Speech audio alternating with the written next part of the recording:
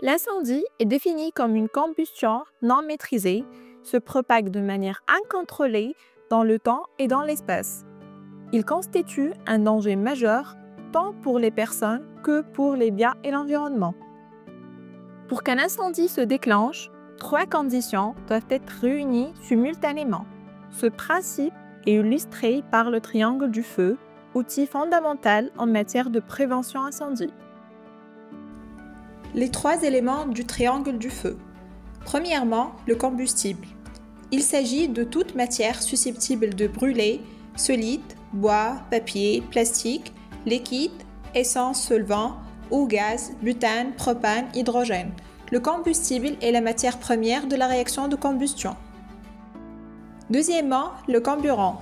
C'est l'élément qui permet la réaction chimique de la combustion. En général, il s'agit de l'oxygène présent dans l'air ambiant. Plus le taux d'oxygène est élevé, plus le risque de propagation rapide du feu est grand. Troisièmement, l'énergie d'activation. Aussi appelée source d'inflammation, elle permet de démarrer la réaction. Cela peut être une flamme nue, une étincelle électrique, une surface surchauffée, une décharge électrostatique ou tout autre apport de chaleur suffisant pour initier la combustion. Il est essentiel de retenir que si l'un de ces éléments est absent ou supprimé, le feu ne peut ni démarrer ni se maintenir. Les moyens d'intervention sur le triangle du feu. Pour éteindre un feu ou empêcher son développement, on peut agir sur l'un des 3 éléments du triangle. Voici 3 stratégies d'intervention couramment utilisées.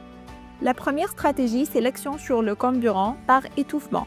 Il s'agit de priver le feu d'oxygène en créant une barrière entre l'air et les flammes. Cette méthode est utilisée par certains types d'extincteurs, CO2, amousse, couverture anti-feu, ou par la mise en confinement de l'incendie, par exemple par une fermeture de trappe. La deuxième stratégie, c'est l'action sur l'énergie par refroidissement. Le refroidissement permet d'apaiser la température sous le seuil d'inflammation du combustible. L'exemple le plus courant est l'utilisation de l'eau qui absorbe la chaleur et ralentit la réaction chimique de combustion. La troisième stratégie, c'est l'action sur le combustible par suppression. Cette stratégie consiste à retirer ou isoler le combustible afin de couper l'alimentation du feu. Cela peut passer par la fermeture d'une vanne de gaz, l'évacuation de matières inflammables ou l'aménagement de zones coupe-feu autour d'un foyer. La prévention, un levier prioritaire. Toutefois, il ne faut pas attendre qu'un feu se déclenche pour réagir. La prévention des incendies doit être une démarche anticipée, intégrée dès les phases de conception des bâtiments, choix des matériaux, configuration des locaux, système de désenfumage, mise en place des procédés industriels, maîtrise des températures, gestion des fluides, combustibles, confinement et l'organisation du travail, formation du personnel, consignes de sécurité, entretien des équipements.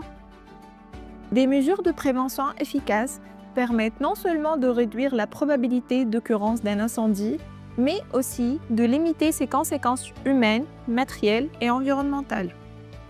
La compréhension du triangle du feu, associée à des mesures de prévention adaptées, est essentielle pour maîtriser le risque incendie et limiter ses conséquences sur les personnes, les biens et l'environnement. Chez Cellus Engineering, nous vous accompagnons grâce à notre expertise à travers des études techniques, des formations ciblées et un suivi personnalisé en sécurité incendie. N'hésitez pas à nous contacter pour renforcer la sécurité de vos installations et mettre en place une véritable culture de prévention.